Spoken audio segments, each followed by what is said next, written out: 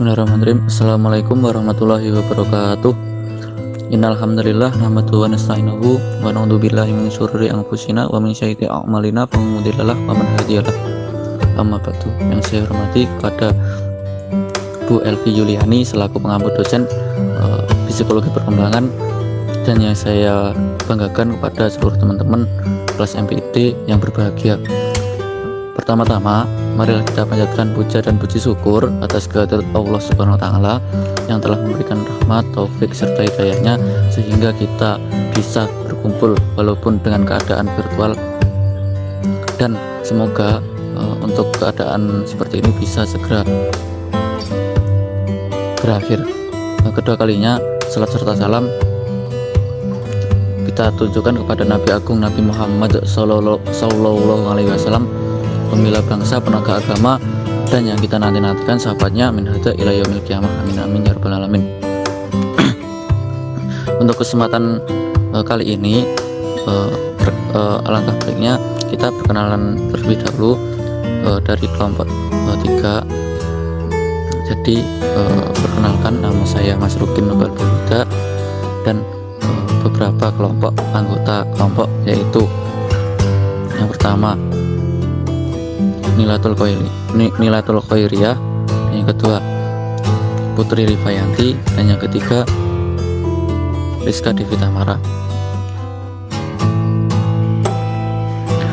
Untuk kesempatan kali ini kita selaku kelompok 3 akan membahas terkait masa kanak-kanak akhir. Nah, yang pertama kita membahas dari pengertian terlebih dahulu. Untuk pengertian, apa sih pengertian dari masa kanak-kanak akhir? Nah, untuk pengertiannya yaitu masa kanak-kanak akhir sering disebut sebagai masa sekolah atau masa sekolah dasar. Nah, sekitaran pada umur 6 tahun sampai 7 tahun itu bisa dikatakan masa kanak-kanak akhir. Dan setelah fase masa kanak-kanak akhir mulai masuk pada remaja awal, yaitu umur 11 sampai 13 tahun.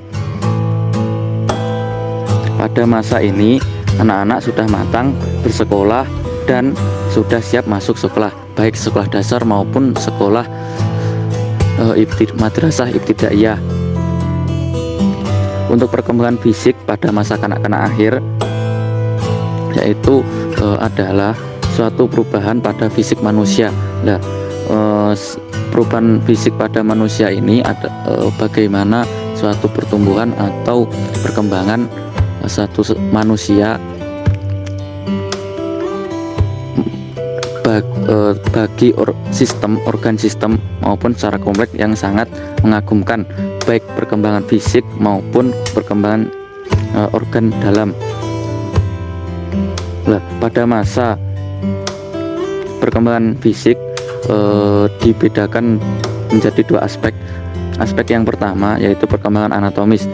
Nah, untuk perkembangan anatomis ini ditunjukkan adanya perubahan kuantitatif pada struktural tulang. Saya menyimpulkan bahwasanya anatomis ini adalah suatu pertumbuhan yang dimana terdapat pada tulang. Jadi contoh misal tulang rusuk yaitu akan bertambah panjang ketika umur pada bertambahnya umur, seperti itu. Untuk aspek yang kedua yaitu perkembangan secara fisiologis. Nah, secara fisiologis ini ditandai dengan adanya perubahan-perubahan secara kuantitatif, kualitatif maupun fungsional perkembangan di masa kanak-kanak. Nah, untuk kuantitatif ini maksudnya semakin banyak. Lah, semakin banyak ini dari mulai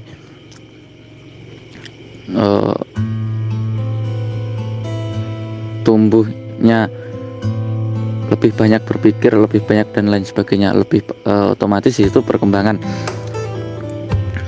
pada fisik dalam tubuh kita semakin banyak.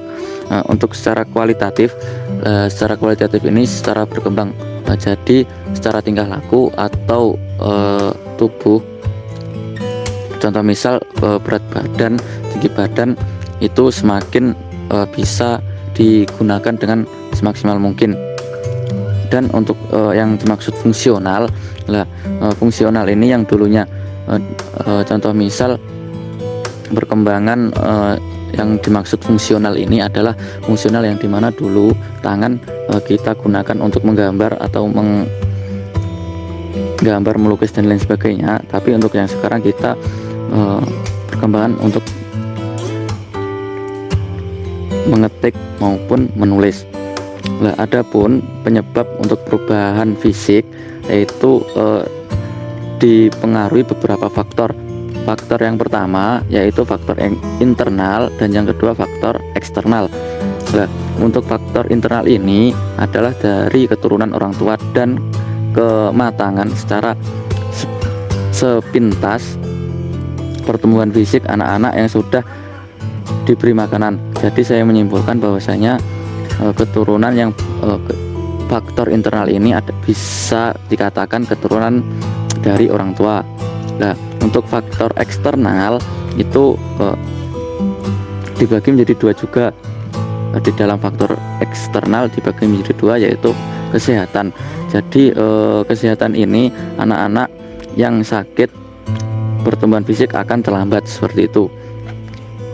Dan faktor eksternal yang kedua yaitu makanan. Nah, makanan ini saya rasa sangat fundamental atau yang sering kita temui di sekitar bagaimana penyebab perkembangan fisik pada masa kanak-kanak. Nah, contoh misal ada kekurangan gizi karena kekurangan makanan itu adalah salah satu penyebab bagaimana lambatnya pertumbuhan fisik pada masa kanak-kanak seperti itu. Mungkin dari saya itu dulu, mungkin bisa disambung oleh teman saya. Tempat dan waktu saya persilahkan. Assalamualaikum warahmatullahi wabarakatuh.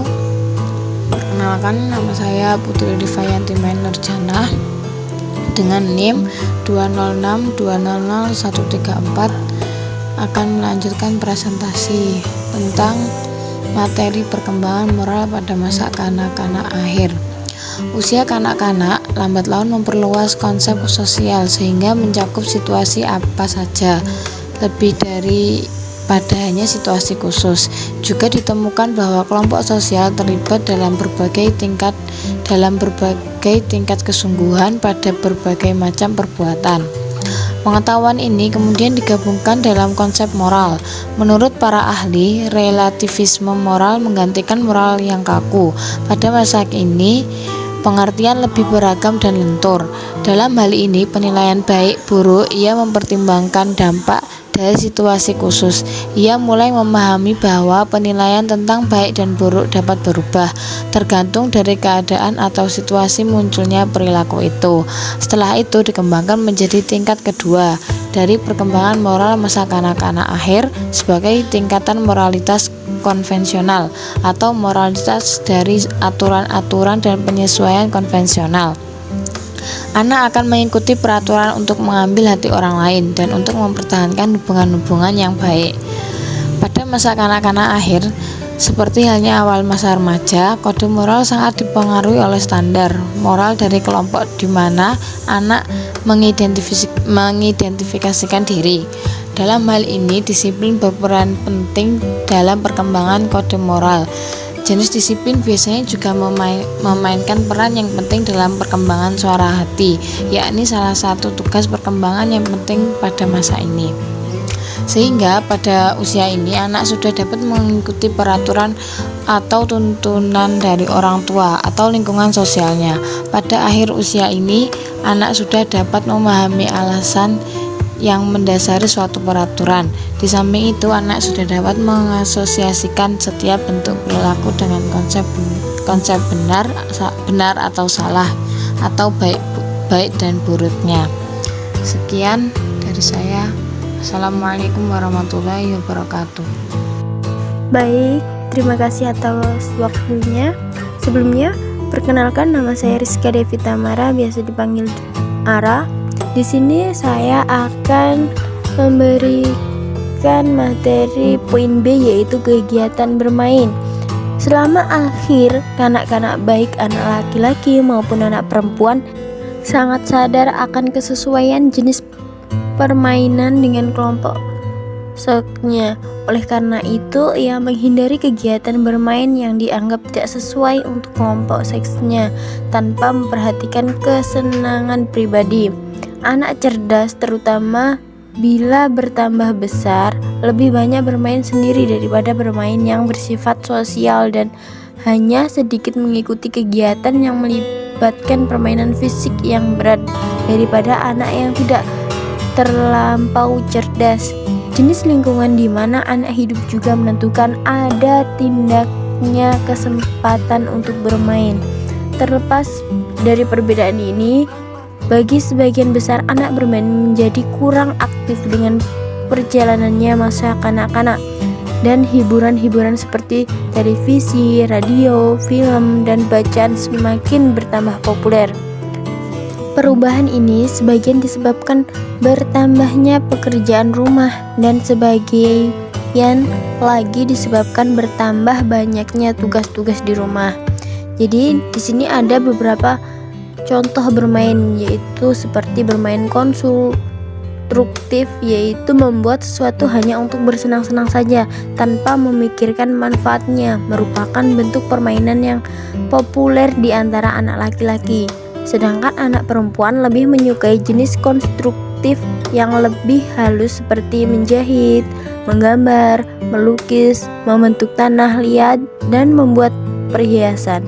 Selanjutnya yaitu menjelajahi. Seperti anak yang lebih muda, anak yang lebih besar senang memasukkan keingintahuan tentang hal-hal baru yang berbeda dengan menjelajahinya. Tetapi berbeda dengan anak yang lebih muda, anak yang lebih besar tidak puas dengan menjelajah mainan dengan benda-benda sekitar lingkungannya. Anak-anak ingin menjelajah lebih jauh dari lingkungan rumah dan lingkungan tetangga dan menjelajah daerah-daerah baru. Selanjutnya yaitu mengumpulkan. Anak mengumpulkan sebagai suatu bentuk bermain meningkat dengan berjalannya masa kanak-kanak. Karena kegiatan mengumpulkan berfungsi sebagai sumber iri hati dan gengsi di antara teman-teman dan juga memberikan kesenangan bagi kolektor. Yang selanjutnya yaitu bermain dan berolahraga. Anak yang lebih besar tidak puas lagi memainkan jenis permainan yang sederhana dan tidak terdiferensiasi yang merupakan permainan awal masa kanak-kanak. Ia ingin memainkan permainan anak yang lebih besar seperti bola basket, sepak bola, baseball, dan hoki. Pada anak berusia 10 tahun, permainannya terutama bersifat persaingan dengan pokok perhatian pada keterampilan dan keunggulan dan tidak semata-mata pada kegembiraan. Selanjutnya yaitu hiburan. Ada beberapa hiburan yang digemari pada akhir masa kanak-kanak, diantaranya yaitu membaca, menonton film, radio, dan televisi, dan berimajinasi. Baik, waktu dan tempat saya berikan kepada pemateri selanjutnya. Terima kasih kepada pemateri sebelumnya, dan untuk materi selanjutnya yaitu teman sebaya masa kanak-kanak akhir. Di sini saya Nuratul Khairiyah akan menyampaikan materi tentang ini. Teman sebaya pada umumnya adalah teman sekolah dan atau teman bermain di luar sekolah. Pengaruh teman sebaya sangat besar bagi anak-anak. Arah perkembangan anak baik yang bersifat positif maupun negatif. Pengaruh positif terlihat pada pengembangan konsep diri dan pembentukan harga diri. Sering kita jumpai di dalam kelas bahwa anak yang kurang peka dan tidak peduli terhadap lingkungannya. Anak ini kurang tanggap dalam membaca ekspresi dan sulit bergaul dengan teman-temannya yang ada di kelas. Di sini dapat disebut dengan social interception child. Dalam menghadapi anak didik tersebut, sebaiknya dibimbing langsung oleh seorang guru. Di antaranya, guru seyogyanya dapat masuk dalam dunia anak, melakukan interaksi bersama anak-anak. Landasan yang hendak digunakan adalah ketulusan dan kasih sayang. Yang kedua, guru seyogyanya memahami keunikan individu anak. Hal ini menunjukkan bahwa setiap anak memiliki keunikan tersendiri. Dan yang ketiga, tidak lepas dari bantuan dan bimbingan pada anak yang pada saat yang tepat. Yang keempat, orang tua juga sangat perlu, dan guru merupakan model bagi anak. Perlu diingat bahwa anak adalah peniru ulang mereka, mampu membaca situasi dan kondisi dan mampu mencontohkan apa yang dilakukan oleh orang dewasa yang ada di sekitarnya. Yang kelima, membangun kerjasama antara orang tua dan guru. Mereka sering melakukan kegiatan yang biasanya dilakukan oleh orang dewasa. Keinginan untuk diterima dalam kelompoknya sangat besar. Anak yang populer cenderung sebagai anak yang terbaik dan jarang atau tidak pernah tidak disukai oleh teman-temannya. Para peneliti menemukan bahwa anak yang populer pada umumnya memiliki karakteristik memberikan semangat, mendengarkan dengan baik, memelihara komunikasi dengan teman, bahagia, menunjukkan antusiasme, dan peduli pada orang lain, percaya diri tanpa harus sombong. Cukup sekian yang dapat kelompok 3 sampaikan. Kurang lebihnya mohon dimaafkan. Wassalamualaikum warahmatullahi wabarakatuh.